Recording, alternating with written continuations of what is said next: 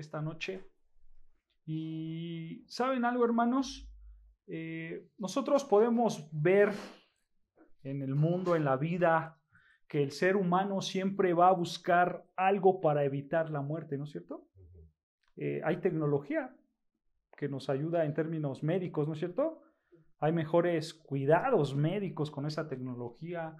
Hay cuidados personales como una buena alimentación, como hacer ejercicio, etcétera, ¿no? Siempre vamos a buscar algo para que no nos llegue la muerte. Pero sabemos, hermanos, que es una realidad. Tarde o temprano nos va a llegar. Y no importa nuestra edad, no importa nuestra salud, porque la muerte es imposible evitarla. Tarde o temprano todos vamos a morir físicamente. Es más, ve lo que dice Hebreos capítulo 9, versículo 27. Ahí nos habla acerca de esta verdad. Hebreos capítulo 9, versículo 27.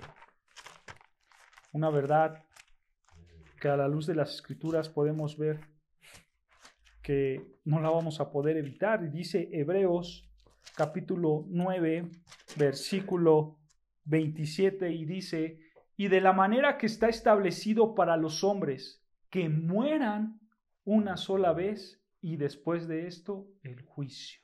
Ahí está. Está establecido que los hombres van a morir, ¿no es cierto? Que mueran una sola vez. Volvemos a lo mismo, hermanos. La muerte es inevitable para nosotros los seres humanos. ¿Y saben algo? Justo de eso nos habla Génesis capítulo 5. Génesis capítulo 5 nos habla que la muerte física es inevitable.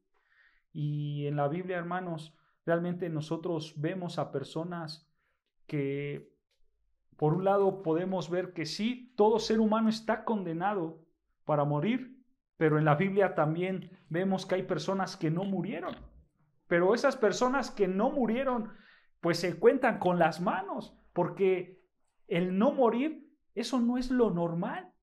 Lo normal que es que todos vamos a morir, ¿no es cierto? Entonces, Génesis 5 nos habla de eso. Y si se dan cuenta, todo el capítulo de Génesis 5, hermanos, son puras genealogías. Es un capítulo de puras genealogías, pero al final vamos a ver este tema acerca de la muerte. Pero antes de leer Génesis 5, hermanos, más bien antes de entrar a Génesis, quiero que recordemos un poco el contexto, ¿ok? ¿Recuerdan que vimos en Génesis capítulo 1 y capítulo 2 cómo Dios creó todo el universo, ¿no es cierto? Cómo Dios creó todo, incluyendo al hombre, y el hombre era libre de hacer lo que quisiera, pero solo tenía que obedecer un mandato. ¿Recuerdan cuál era el mandato que el hombre, en este caso Adán y Eva, tenían que obedecer? Era el mandato de no comer del árbol de la ciencia y del bien y del mal. Porque si ellos comían, ¿qué iba a pasar? Iban a morir, ¿no es cierto? Sí, se les iban a abrir sus ojos, pero iban a morir, ¿no? Por desobedecer a Dios. Entonces, hermanos, nosotros podemos ver que Dios establece una prohibición, pero ¿qué pasa en Génesis capítulo 3? Adán, y ya para Génesis 3, Eva ya existía. Adán y Eva toman del fruto de ese árbol prohibido, ¿no es cierto? Eva lo toma, Eva se lo da a Adán, y entonces los dos son culpables y caen en pecado en contra de Dios. ¿Y qué hace Dios? Los maldice, porque pecaron. Dios maldice a Satanás, quien tentó a Eva. Dios maldice a Eva. Dios maldice a la tierra. Y Dios maldice a Adán. Y las consecuencias de ese pecado, ¿qué fue? La muerte. Fue una muerte espiritual, pero también una muerte física. Y entonces podemos ver que gracias al pecado de Adán es que entró la muerte a toda la raza humana, a todo el mundo. Y después entramos a Génesis 4, donde tenemos a un mundo ya maldecido, a un mundo ya condenado, ¿no es cierto? Y donde el pecado entró en todo el mundo. Y vemos ahí en Génesis 4 que Adán y Eva tienen hijos e hijas. Y se nos narra la historia de los primeros hijos de Adán y de Eva, quien era Caín y Abel. Y vemos ahí a Caín que en pecado mató a su hermano Abel. Entonces Dios, ¿qué hizo? Lo maldijo también. Y le dijo, vas a ser un hombre errante y extranjero. Pero ¿qué hizo Caín? Formó una familia, ¿no es cierto? Y no solamente formó una familia, sino que también formó una ciudad. Pero su familia de Caín era igual de pecadora que Caín. Ellos vivían en sus cosas materiales, en sus gustos personales, pero fuera de Dios. Fuera de Dios. Y al final del capítulo 4 vemos a otro hijo de Adán y Eva, llamado Set. Y vean lo que dice Génesis 4:25. Dice Génesis 4, versículo 25 y 26. Dice, y conoció de nuevo Adán a su mujer, la cual dio a luz un hijo y llamó su nombre Set, porque Dios, dijo ella, me ha sustituido otro hijo en lugar de Abel, a quien mató Caín. Y a Set también le nació un hijo y llamó su nombre Enos. Entonces los hombres comenzaron a invocar el nombre de Jehová. Y así, hermanos, ahora entramos a Génesis capítulo 5. Y aquí en Génesis capítulo 5, hermanos, vemos y vamos a encontrar la descendencia de Adán a través de Set, a través de su hijo Set. Y como vayamos avanzando, hermanos, nos vamos a dar cuenta que la palabra muerte o la palabra murió se va a repetir muchas veces en este capítulo. Y eso nos va a dar a entender que ese es un tema importante, es un tema central. Pero ¿sabes algo, hermanos? Estas genealogías que encontramos aquí en Génesis 5 también se encuentran en otra parte de las Escrituras, pero muy resumidas. Y solamente les voy a dar el pasaje para que lo tengan apuntado. Esta misma genealogía de Génesis 5, pero de manera resumida, la vas a encontrar en Primera de Crónicas. Primera de Crónicas, capítulo 1, versículo 1 al 4. Es la misma genealogía, pero muy resumida. Primera de Crónicas, capítulo 1, versículo 1 al 4. No lo vamos a leer, hermanos, porque pues ahorita vamos a estudiar la de Génesis 5. Simplemente se los digo para que ustedes lo tengan como referencia. Primera de Crónicas, capítulo 1, versículo 1 al 4. ¿Ok? Ahora, también tenemos que aclarar, hermanos, que todas las personas que son mencionadas en Génesis capítulo 5, todas mueren excepto 2 personas. Solo 2 no van a morir, que es Enoc, porque ahí la palabra dice que Dios se lo llevó al cielo, y la otra persona que no va a morir en Génesis 5 es Noé.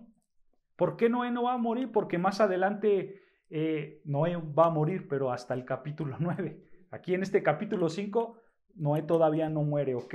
Y el personaje central, hermanos, de los capítulos que siguen, capítulos 6, 7, 8 y 9, pues es Noé, ¿ok? Por eso decimos que las 2 personas que no mueren es Enoc, porque Dios se lo lleva, y es Noé, porque la vida de Noé va a seguir en los próximos capítulos, ¿ok?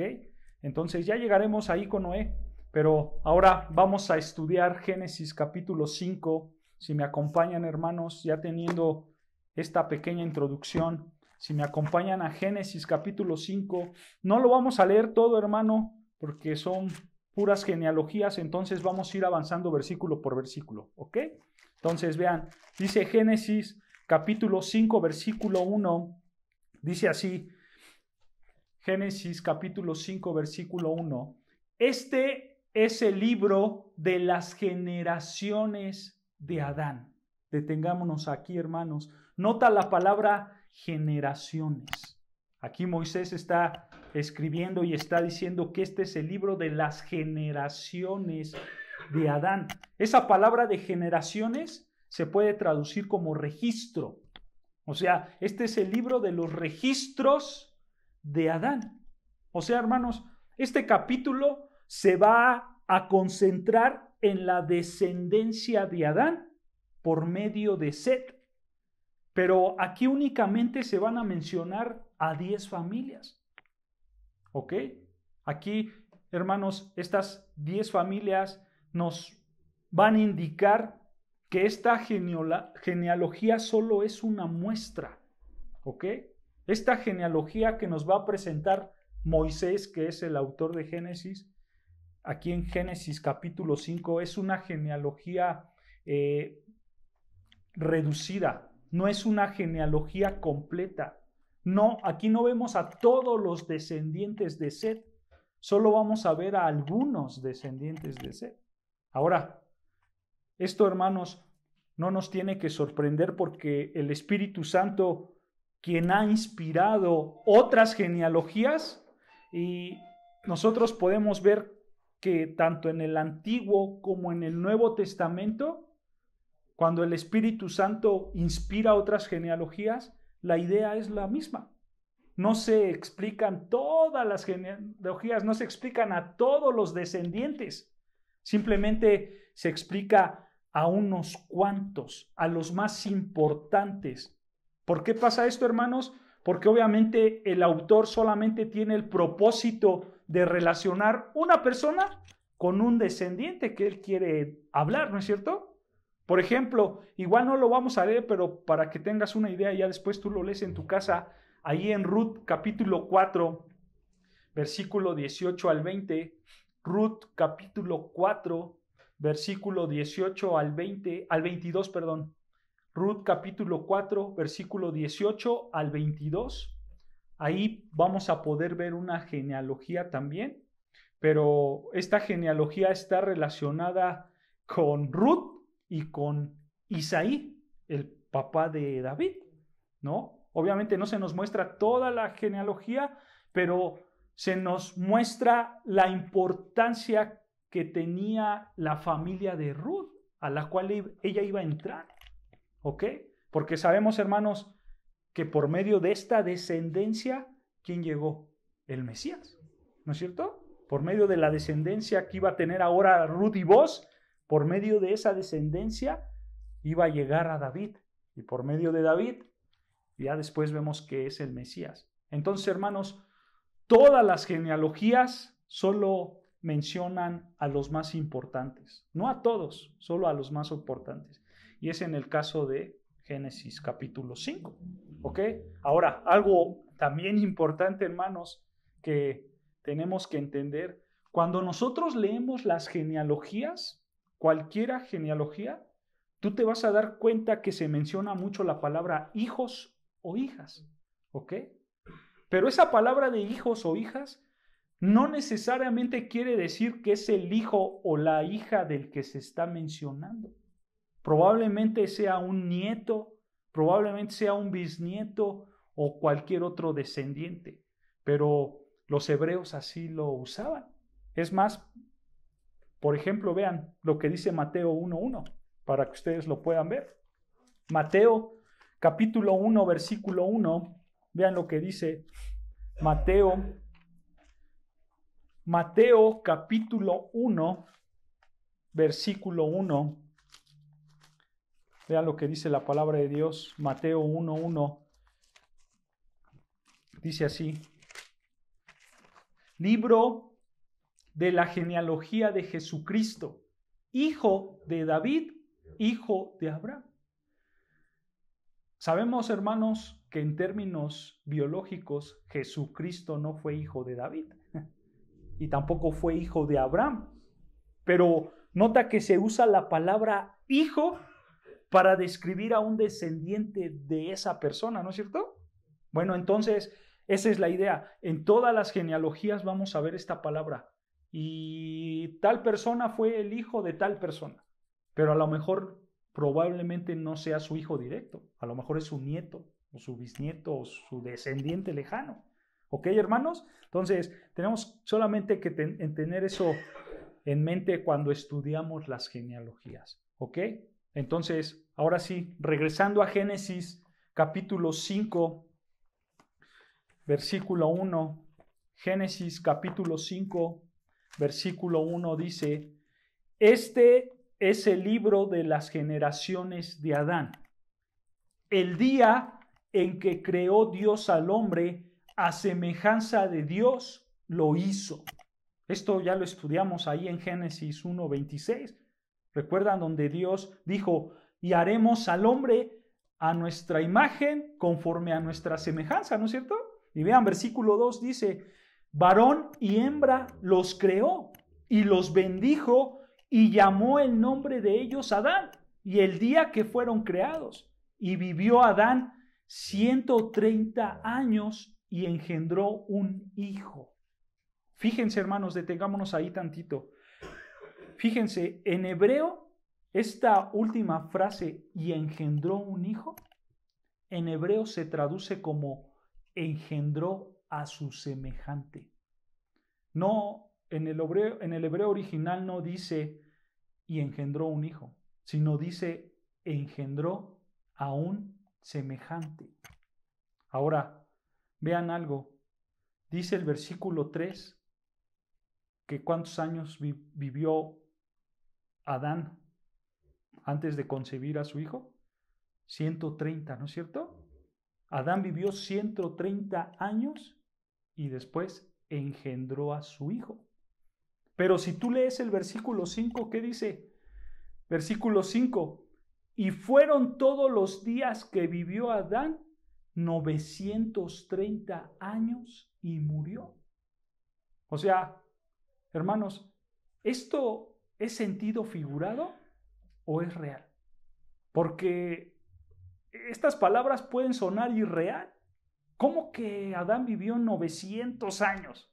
¿No es cierto? ¿Cómo que Adán tuvo hijos a sus 130 años? Bueno, hermanos, estas palabras sí son reales. Estos hombres vivían más años que nosotros. ¿Tú sabes por qué? ¿Sabes por qué ellos vivían más años que nosotros? Por lo que dice Génesis capítulo 1, versículo 7. Vean lo que dice Génesis capítulo 1, versículo 7.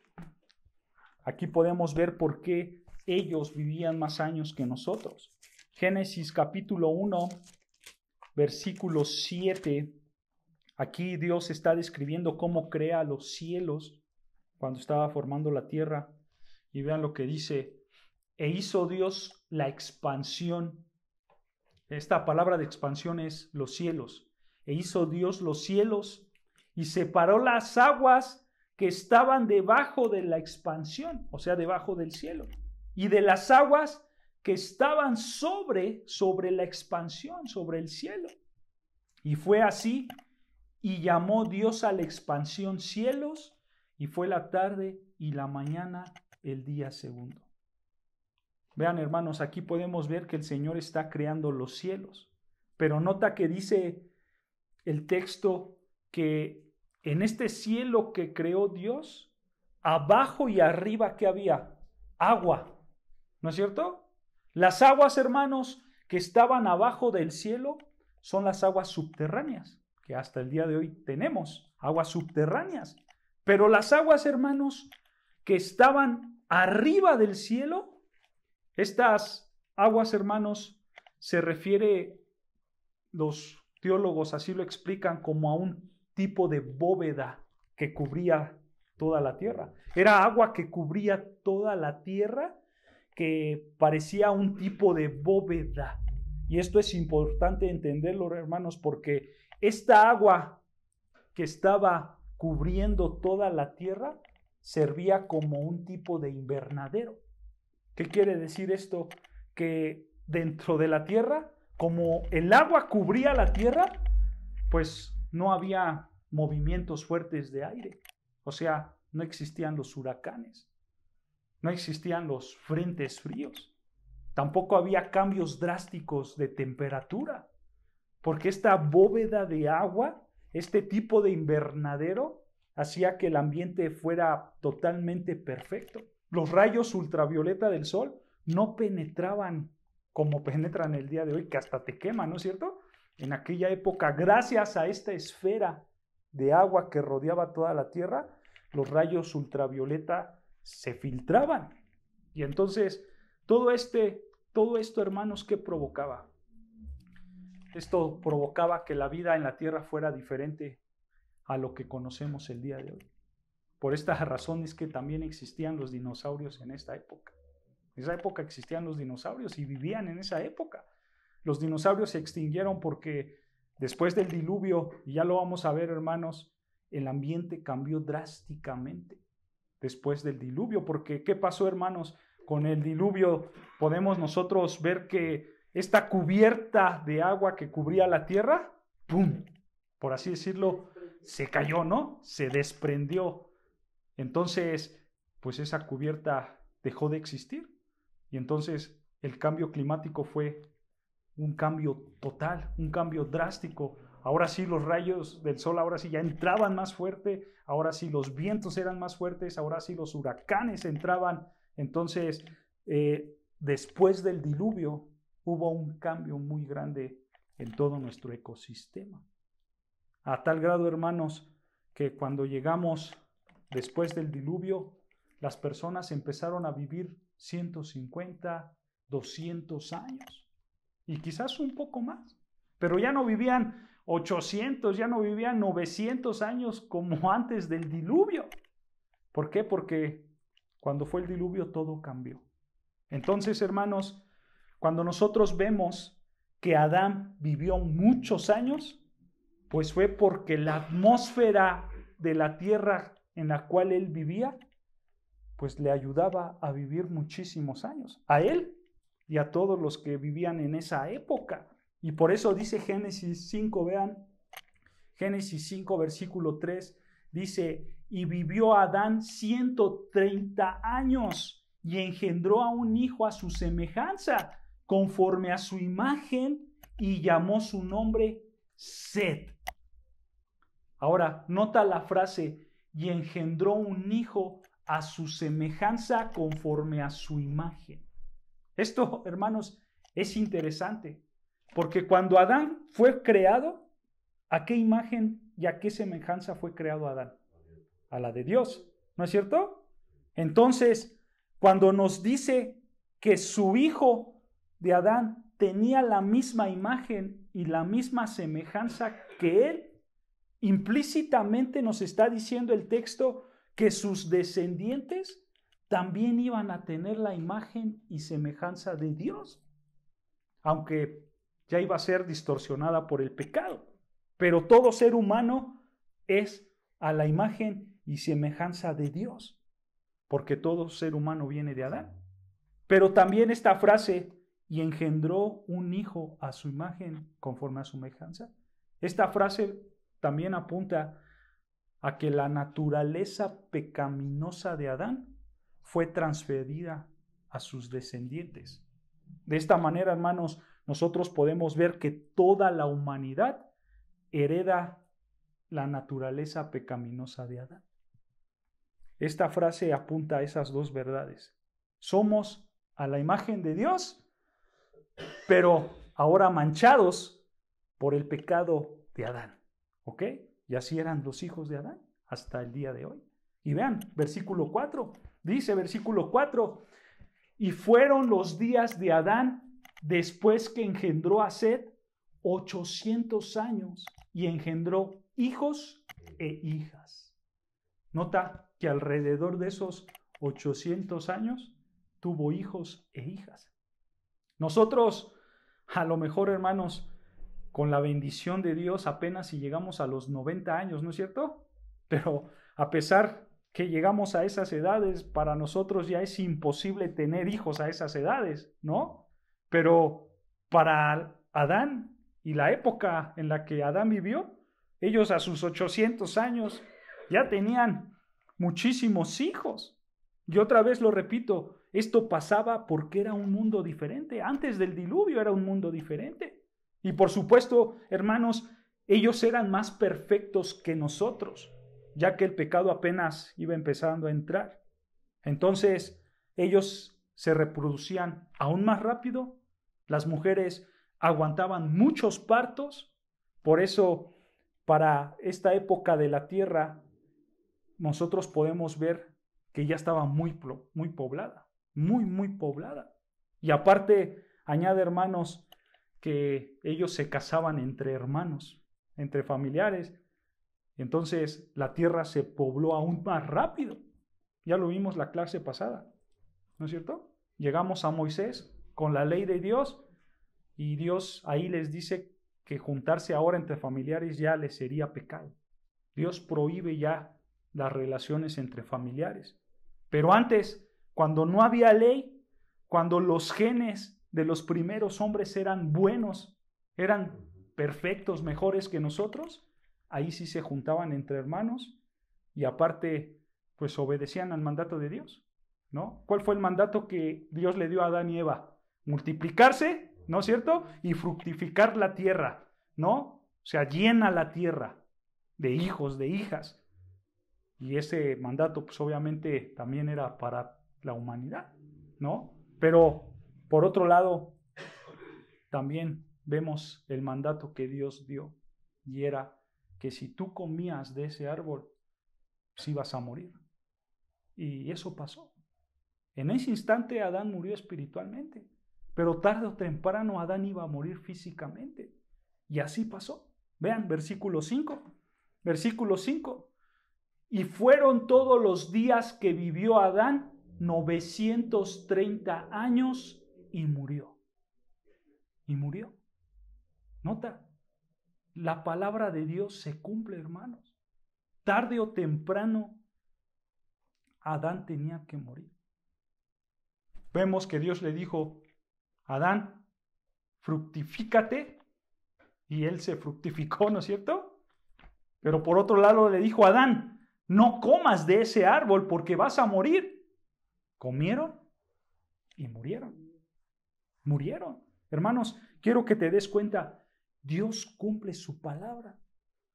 Y a lo largo de este capítulo, hermanos, la idea principal que nosotros vamos a ver es la longevidad, la multiplicación, pero también la muerte. Eso es lo que vemos en este capítulo.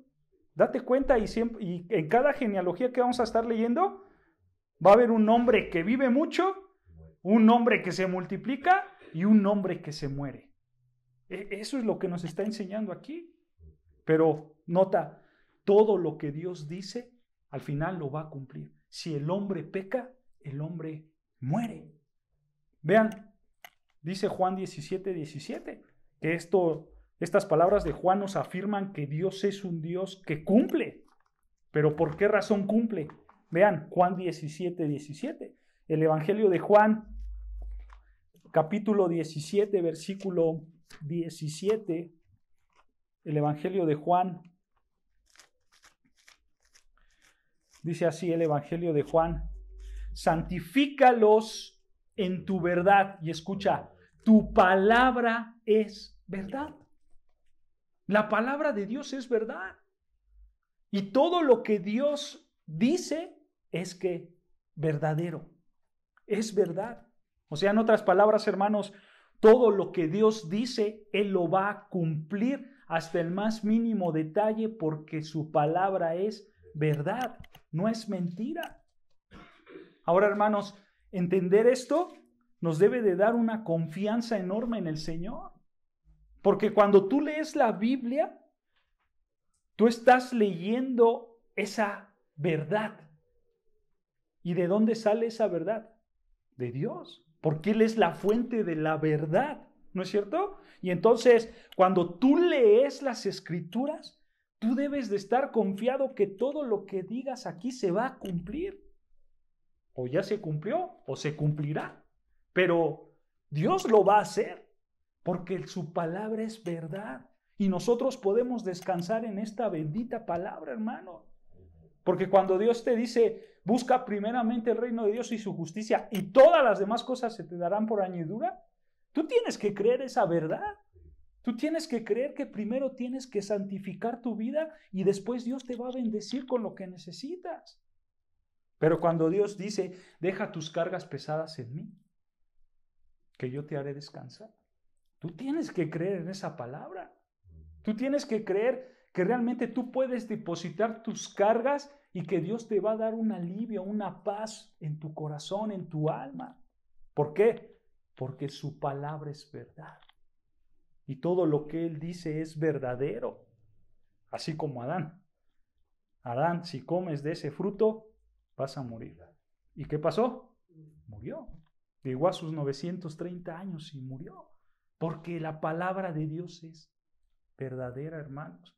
Y entonces, conocer esta realidad nos hace descansar en Dios, ¿no es cierto? Tenemos que descansar en Dios. Pero vean, hermanos, para ir avanzando, porque mi idea es acabar todo el capítulo 5, para ir avanzando, vean lo que dice Génesis 5. Génesis 5, versículo 6, regresamos. Génesis capítulo 5, versículo 6, dice, vivió Set, este es el hijo de Adán, vivió Set 105 años y engendró a Enos. Y vivió Set, después que engendró a Enos, 807 años y engendró hijas e hijas. Y fueron todos los días de Set 912 años y murió. Misma idea, nota, longevidad, multiplicación y muerte. Misma idea. Los personajes, hermanos, que vamos a seguir viendo, en algunos nos vamos a estacionar un poco, en otros no. ¿Por qué? Porque no hay mucha información de muchos. No hay información realmente, así que vamos a hablar solamente un poquito de algunos, ¿ok? Pero la idea es la misma. Yo creo que tú veas que en cada genealogía hay longevidad, hay multiplicación y hay muerte. Ahora, versículo 9, vean otro personaje. Vivió Enos 90 años y engendró a Cainán. Y vivió Enos después que engendró a Cainán 815 años y engendró hijos e hijas. Y fueron todos los días de Enos 905 años y murió. Versículo 12. Vivió Cainán 70 años y engendró a Mahalaleel. Y vivió Cainán después que engendró a Mahalaleel 840 años y engendró hijos e hijas. Y fueron todos los días de Cainán 910 años y murió. Solo imagínate, hermanos, aquí nos está hablando que ellos vivían 800, 900, 600 años y que engendraban hijos e hijas, ¿no es cierto? Imagínate las reuniones familiares de aquellos días. Y hijo, háblale a tus hijos para que vengan a comer. Y entonces llegaba el hijo y el hijo y el hijo y después el nieto y el nieto y el nieto. Y hermanos, aquí eran algo sorprendente, ¿no es cierto? Eran muchísimos en una sola familia, porque vivían cientos de años, ¿no es cierto? Ahora, nota otra persona, versículo 15. Versículo 15, vivió Mahalaleel 75 años y engendró a Jared. Y vivió Mahalaleel después que engendró a Jared 830 años y engendró hijos e hijas. Y fueron todos los días de Mahalaleel 895 años y murió. Nota, hermanos, hasta aquí ya llevamos a 5 personas. Ahora vean la sexta, versículo 18. Vivió Jared 172 años y engendró a Enoc. Este Enoc, hermanos, es diferente al Enoc que fue el hijo de Caín. ¿Recuerdan? Así también se llamaba el hijo de Caín, Enoc, pero no es el mismo. Este es uno diferente, ¿ok? Y vean, dice versículo 19. Y vivió Jared después que engendró a Enoc 800 años y engendró hijos e hijas. Y fueron todos los días de Jared 972 años y murió. Ahora, versículo 21. Y vivió Enoc 75 años y engendró a Matusalén. Y escuchen, y caminó Enoc con Dios después que engendró a Matusalén 300 años y engendró hijos e hijas. Y fueron todos los días de Enoc 375 años. Caminó pues Enoc con Dios. Detengámonos aquí tantito, hermanos. Nota que aquí el texto que estamos leyendo ya dijo 2 veces que Enoc caminó con Dios. Esa frase, hermanos, de que caminó con Dios, quiere decir que Enoc tuvo una relación íntima con Dios. O sea, él fue un hombre obediente a Dios. Fíjense, un profeta nos enseña cómo es caminar con Dios. pero él usa el ejemplo de un sacerdote que camina con Dios. Y vean cómo era un sacerdote que caminaba con Dios. Acompáñame a Malaquías, capítulo 2, versículo 6. Esto nos va a ayudar a entender cómo era también Enoc, porque él caminaba con Dios. Al profeta Malaquías, capítulo 2, versículo 6. Vean, Malaquías, capítulo 2, versículo 6. Así era también un sacerdote que caminaba con Dios. Vean cómo eran. Ellos tenían la ley de verdad, estuvo en su boca. Ellos predicaban el evangelio, ellos hablaban acerca de Dios. Y vean, e iniquidad no fue hallada en sus labios. En paz y en justicia anduvo conmigo, y a muchos hizo apartar de la iniquidad. Era evangelista, era un hombre que no había iniquidad en sus labios, o sea, un hombre obediente, un hombre que seguía los caminos de Dios, que vivía en paz con Dios, que vivía en justicia con Dios, alguien recto. Y vean, así era un sacerdote que caminaba con Dios. También, hermanos, podemos ver que también así era Enoc.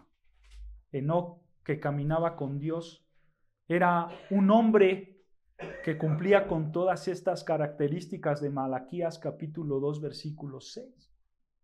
Y saben, también hubo otro hombre que caminó con Dios. ¿Saben quién fue? Fue Noé. Noé, según Génesis 6:9, ahí lo dice. Y aquí, hermanos, en Génesis, en todo el libro de Génesis, solamente ellos dos tienen esa mención. Solamente Enoc y Noé tienen la mención de que ellos caminaron con Dios. O sea, ellos tuvieron una relación muy, pero muy íntima con Dios. Ellos eran realmente obedientes. Ellos practicaban al 100% lo que estamos leyendo en Malaquías 2, versículo 6. Pero vean qué pasó con Enoc, regresando a Génesis. Génesis 5, 24. Vean, Génesis 5, versículo 24. Caminó pues Enoc con Dios, ¿y qué? Desapareció porque le llevó Dios. Nota que Enoc, estando vivo, Dios lo llevó al cielo. Él tuvo un privilegio único, por así decirlo, porque en el Antiguo Testamento también nos habla de dos personas que fueron llevados por Dios vivos. Uno fue Enoc y el otro, ¿lo conoce? Fue Elías, el profeta Elías. Solo ellos dos. Este Enoc no es el Enoc del hijo de Caín. Este es otro Enoc. Este es el Enoc, hijo de Jared, si no me equivoco, ¿no? Entonces, nota, solo Enoc y solo Elías fueron llevados vivos por Dios. Y hermanos, esto es algo sorprendente, ¿no es cierto? Porque nosotros sabemos que por causa de pecado el hombre tiene que morir. Esa es la condenación, ¿no es cierto? El que peca, muere. Pero ellos fueron la excepción.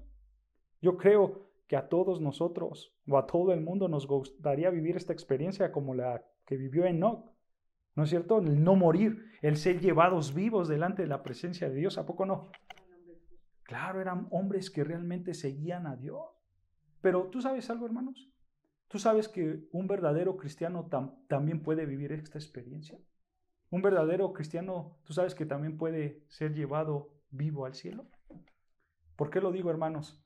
Por lo que dice Primera de Tesalonicenses 4:12. Vean lo que dice Primera de Tesalonicenses capítulo 4, versículo 17, perdón. Es el versículo 17. Primera de Tesalonicenses capítulo 4, versículo 17.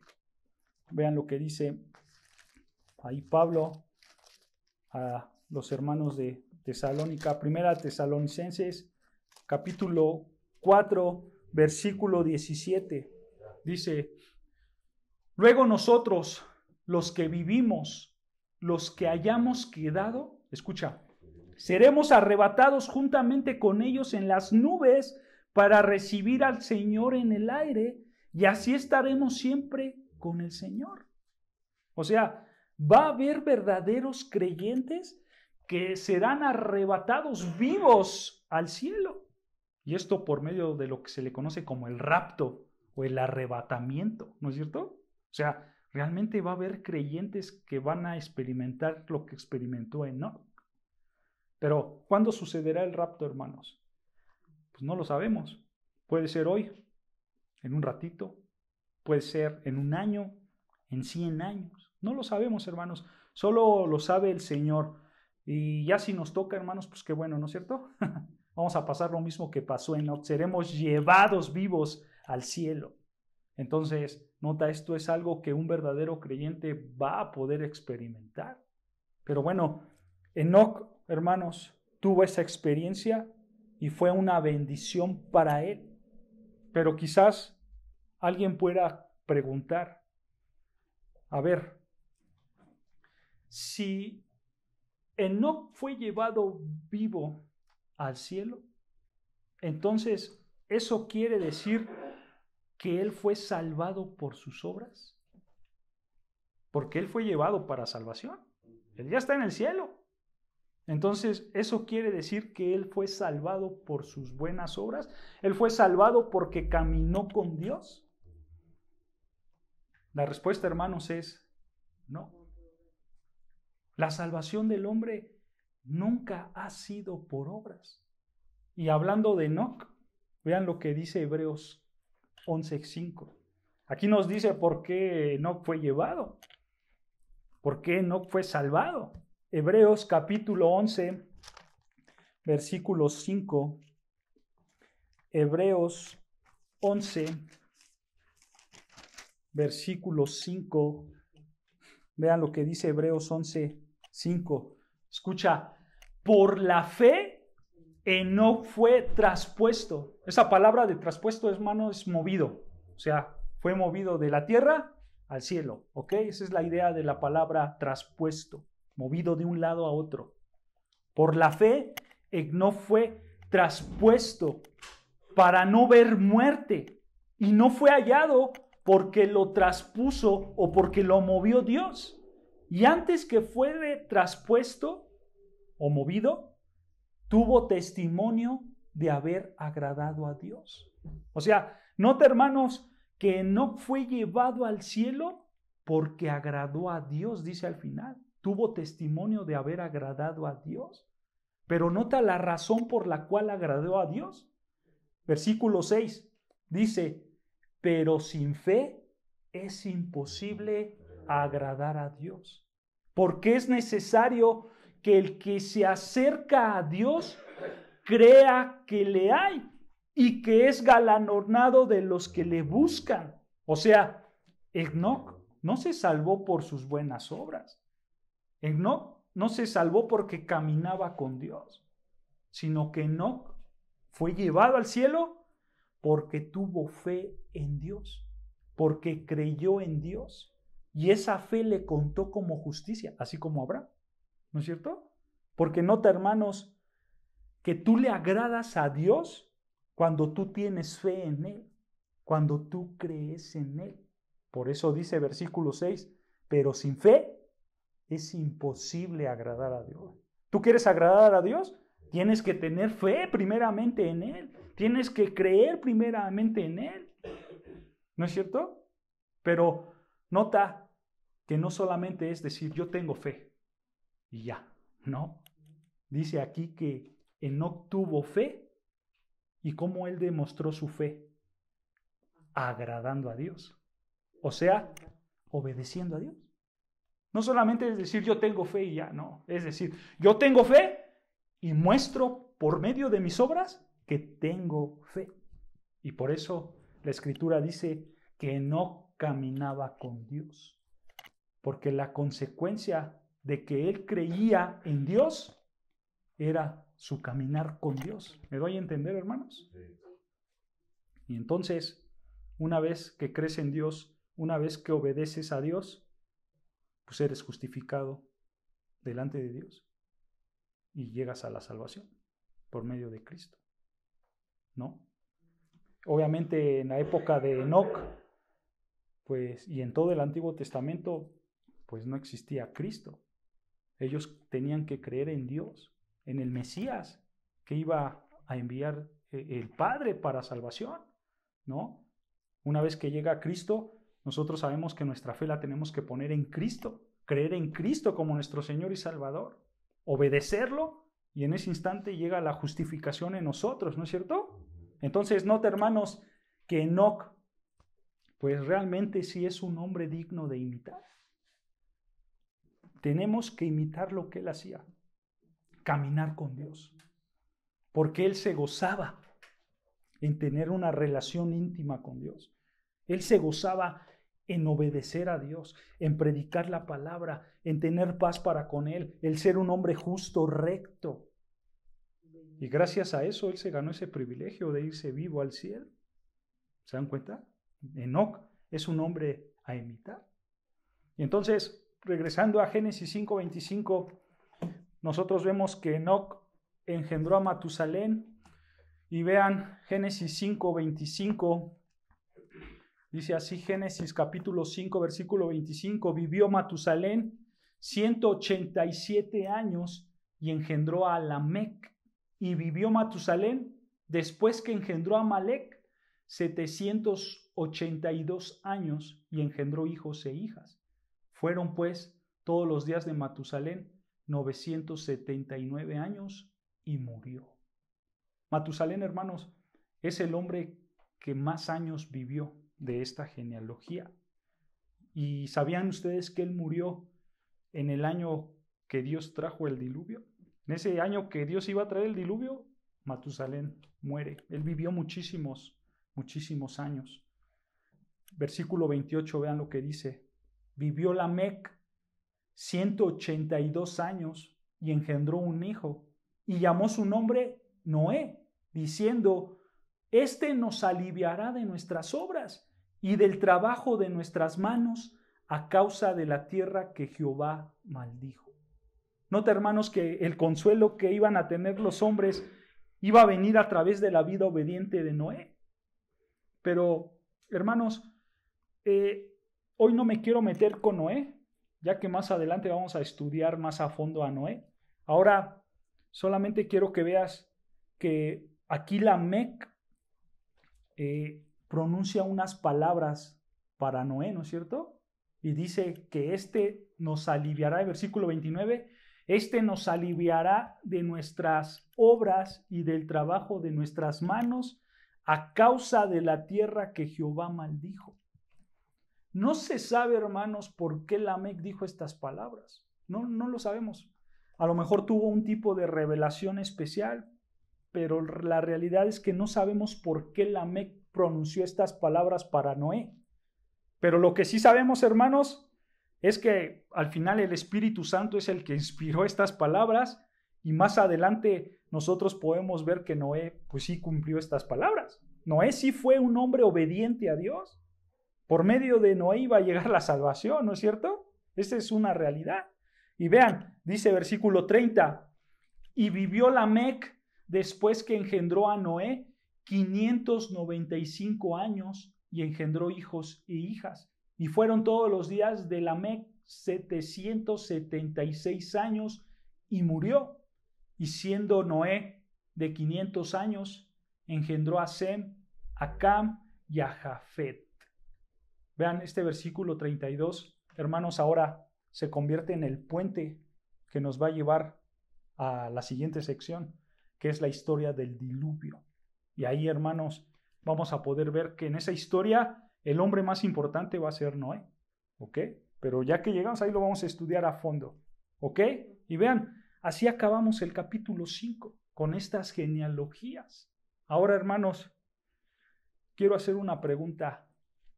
De todo esto que acabamos de leer y de estudiar, ¿a qué nos lleva? ¿Cuál es el propósito de esto, hermanos? Bueno, mi intención, hermanos, es que yo quiero que ustedes piensen en la muerte, porque si tú vives a la luz de la muerte, tú puedes tomar dos caminos. O tomas la actitud equivocada que te lleva al pecado o tomas la actitud correcta que te lleva a glorificar a Dios. Porque, hermano, solamente piensa en esto. Y alguien puede decir, y muchas personas lo pueden decir cuando piensan en la muerte. Y muchos dicen, bueno, si todos vamos a morir, entonces vale la pena disfrutar más mi pecado. Al final voy a morir. Y muchas personas piensan así, ¿no es cierto? Ve lo que dice 1 Corintios 15:32. 1 Corintios 15:32. 1 Corintios 15:32. Vean lo que dice. 1 Corintios capítulo 15, versículo 32. Dice así la palabra de Dios. Dice, si como hombre batallé en Éfeso contra fieras, ¿qué me aprovecha? Si los muertos no resucitan, comamos y bebamos, porque mañana moriremos.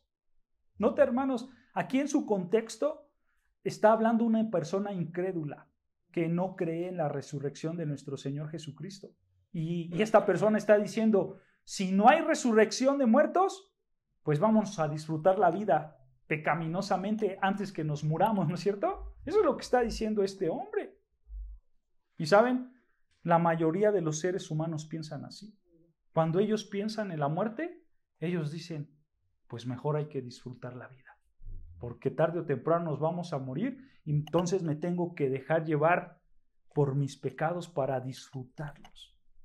Porque esta es una realidad, hermanos. Toda persona reconoce que físicamente va a morir algún día, pero antes que pase, hay que disfrutar el pecado, hay que disfrutar la vida. Por desgracia, muchos piensan así y ya está mal, ¿no es cierto?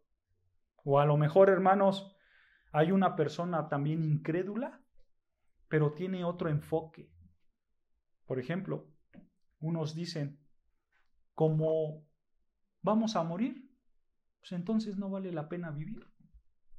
No vale la pena la vida, porque voy a morir. Y muchos piensan así. De hecho, ve lo que dice Eclesiastés 2:15. Eclesiastés 2:15. Eclesiastés capítulo 2, versículo 15.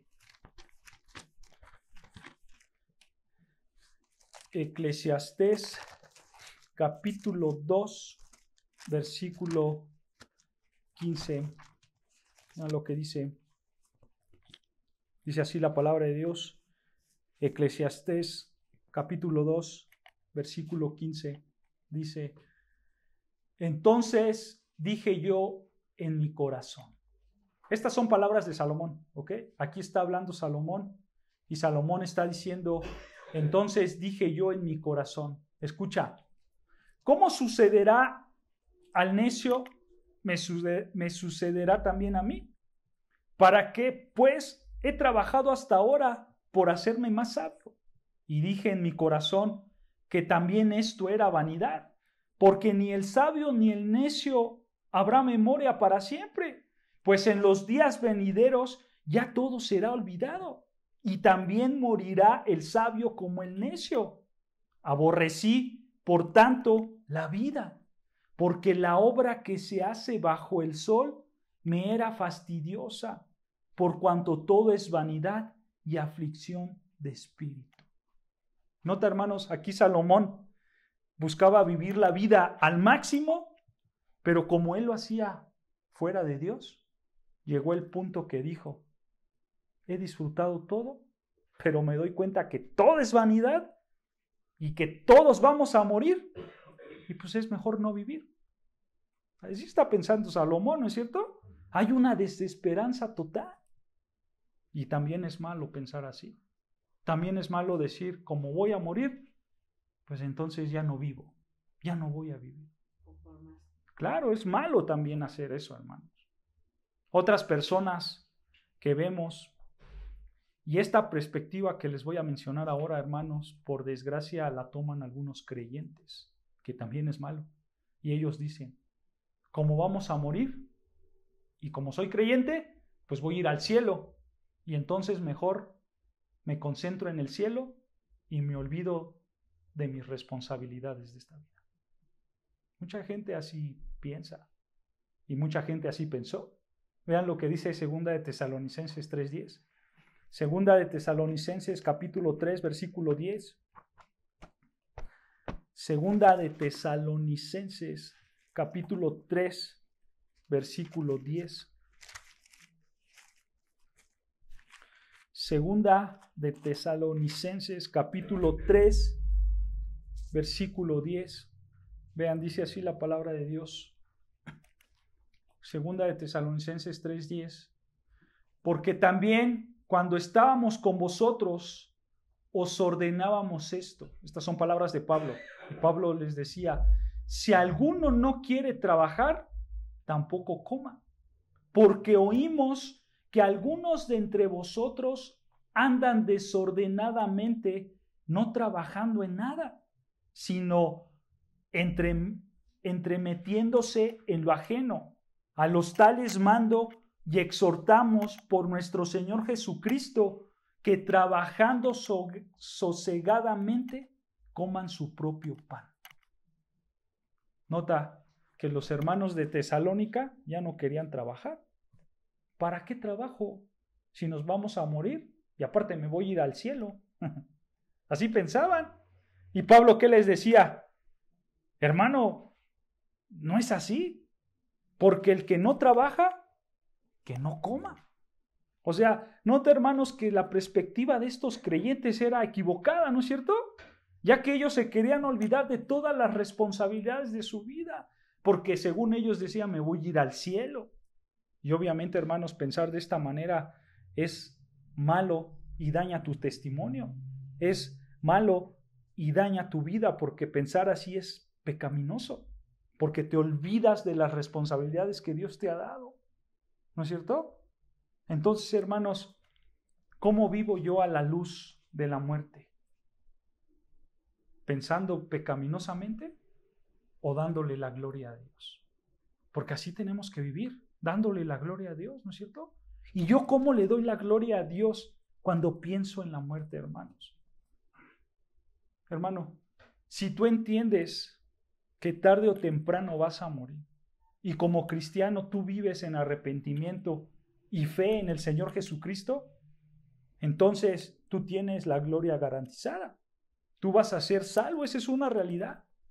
Pero hermanos, cuando tú piensas en la muerte, no solamente tienes que decir, yo ya tengo mi salvación garantizada, sino que tú como un verdadero cristiano tienes que decir, yo tengo una responsabilidad delante de Dios. Por lo tanto, tengo que tener una perspectiva correcta y una prioridad correcta cuando pienso en la muerte. ¿Sí? Yo sé que voy a morir, pero también como creyente sé que tengo prioridades con Dios. Esas prioridades que Él me ha encomendado y yo las tengo que cumplir como verdadero cristiano, ¿no es cierto? Vean lo que dice 1 Corintios 7:30. Que esto nos habla realmente de las prioridades. 1 Corintios capítulo 7, versículo 30. 1 Corintios capítulo 7, versículo 30. Dice así Pablo, 1 Corintios 7, 30. Y los que lloran, como si no llorasen. Y los que se alegran, como si no se alegrasen. Y los que compran, como si no proveyesen. Y los que disfrutan de este mundo como si no lo disfrutasen, porque la apariencia o la forma de este mundo se pasa. Esta es una realidad, hermanos. Este mundo se va a pasar. Este mundo se va a acabar tarde o temprano, pero lo espiritual jamás se va a acabar. Entonces, hermano, tu prioridad debe de ser lo espiritual, no lo material. Por eso aquí Pablo está diciendo que este mundo se va a pasar. Lo vas a disfrutar, pero va a pasar. Porque este mundo acaba, pero lo espiritual no. ¿Cómo, hermanos, nosotros vivimos cuando pensamos en la muerte? Tenemos que vivir diciendo, yo tengo una responsabilidad. Y mi responsabilidad más grande es vivir en lo espiritual para Dios. ¿No es cierto? ¿Puedes tú disfrutar de lo material? Sí, porque Dios nos da las cosas para disfrutarlas. Eso ya lo vimos también en la clase pasada, ¿no es cierto?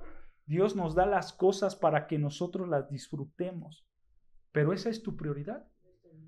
¿Tu prioridad es disfrutar las cosas de este mundo que Dios te ha dado? No. Tu prioridad, ¿qué debe de ser? Lo espiritual. ¿No es cierto? Tu prioridad tiene que ver con tu vida a la luz de la palabra de Dios, a la luz de la eternidad. Esa es tu prioridad. Ve más adelante en 2 de Corintios ahora, 2 de Corintios capítulo 4, versículo 17. 2 de Corintios capítulo 4, versículo 17. Dice Pablo, porque esta leve tribulación momentánea produce en nosotros un cada vez más excelente y eterno peso de gloria, no mirando nosotros las cosas que se ven, sino las cosas que no se ven. Pues las cosas que se ven son temporales, pero las que no se ven son eternas. O sea, hermanos, aquí Pablo está diciendo, el hombre exterior, las cosas que se ven, se van desgastando cada día. Hay tribulaciones, hay problemas, hay preocupaciones, y pues te vas desgastando por todo eso, ¿no es cierto? Pero el que no se ve, el interior, el espíritu, dice Pablo, ese no se desgasta. ¿Sabes por qué? Porque es eterno. Es eterno. Entonces, hermanos, nuestra prioridad debe de ser lo espiritual. Eso es nuestra prioridad. Trabajar en lo que el Señor quiere para que crezcamos espiritualmente. Yo sé que voy a morir, sí. Yo sé que voy a ir al cielo, sí. Pero mi prioridad aquí es trabajar para ser mejor para el Señor. Trabajar internamente. No externamente, no en lo material, sino en lo espiritual. ¿No es cierto? Pero hermanos, no nos vayamos al extremo, como los hermanos de Tesalónica. Como ya me voy a morir, me voy a ir al cielo, pues me olvido de mis responsabilidades. No, no hay que hacer eso, hermanos. Hay que buscar ser íntegros, ser ejemplo de todo lo que hacemos, ya sea en el trabajo, en la casa, en la escuela, en donde te encuentres, en la iglesia. Que todo en tu vida honre a Dios. Que tu vida sea una influencia en este mundo perdido. Porque tú tienes que ser luz, ¿no es cierto? Tú tienes que vivir a la luz de las Escrituras para que tú seas testimonio, para que tú seas un reflejo de Dios en esta tierra. Vean lo que dice el Salmo 90, 12. Y con esto terminamos. Salmo 90, versículo 12. Vean lo que dice. Salmo 90, versículo 12. Salmo 90, versículo 12, dice así la palabra de Dios. Enséñanos de tal modo a contar nuestros días que traigamos al corazón sabiduría. En otras palabras, hermanos, hay que estar conscientes que somos desechables, por así decirlo. Físicamente hablando, hermanos, no vamos a vivir eternamente. Yo tengo una vida hoy, sí, pero no es eterna. Físicamente soy desechable.